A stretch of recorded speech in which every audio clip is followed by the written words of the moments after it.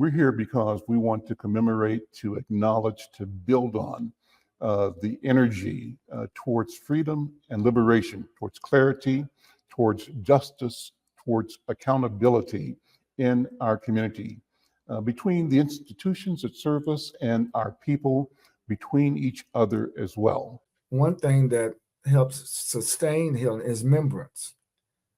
Lest we not forget what happened to George Floyd. Not only the fact that he was murdered, but how he was murdered. Talk about George Floyd. I remember being at home and catching it on Facebook, right? And was horrified. I wondered why somebody didn't do something. Mm-hmm. And I realized several things, I think, at that time. And that was, there needs to be a change in the police department. I think that we should feel however we feel about this experience. I think that we should think however we think about what we saw. And I think we should hold on to whatever hope gets us through the day. Watching that, I was so angry watching it and seeing the tape, and I was sad and I was worried. This happened in the hands of the people we entrust, the Guardian.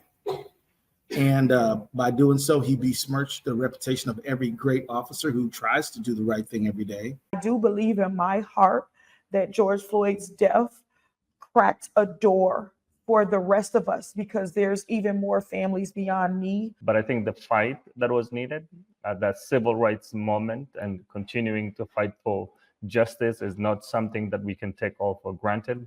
So it's a reminder to me and all of us, even to a legislative process, the fight for justice will never end. We'll have to keep on going forward, step by step, every single day. Without protest, without struggle, you don't gain your rights. It's a rebirth of the civil rights movement, but it's moved into social justice now. Yes. And we have all these youth that want to be involved. And because of the internet, it's so easy to connect them. And that's why all those young folks showed out for this whole piece, not only in the Twin Cities, but around the world. It's so important that we bring our youth in with us. I tell people all the time, if you want to have an effective struggle, you better make sure that that struggle is in the community and where we live, where we work, where we worship, where we have impact. The strongest movement is always at the grassroots level. We're doing this to commemorate George Floyd and all the Black men and women on whose shoulders we stand. I think that it comes down to holding them accountable. And when I think about all of those folks kind of backtracking, a lot of times I just go, your day is going to come. It's just a quick response to some of what was said is, if we say their names, specifically the names of such people have fallen, taken by police since George Floyd. We got Amir Locke, we got Winston Smith, we got Ricky Cobb, we got Takel Sundberg. There's so many here in Minneapolis, and that's the proof in the pudding that this work is so unfinished and we got so much more to do. So you got to say their names.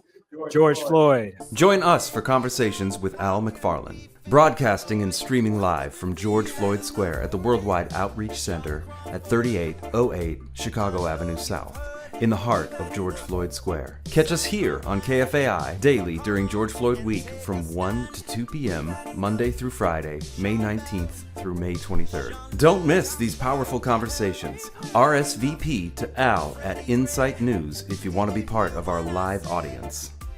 We've had enough. This is a proclamation.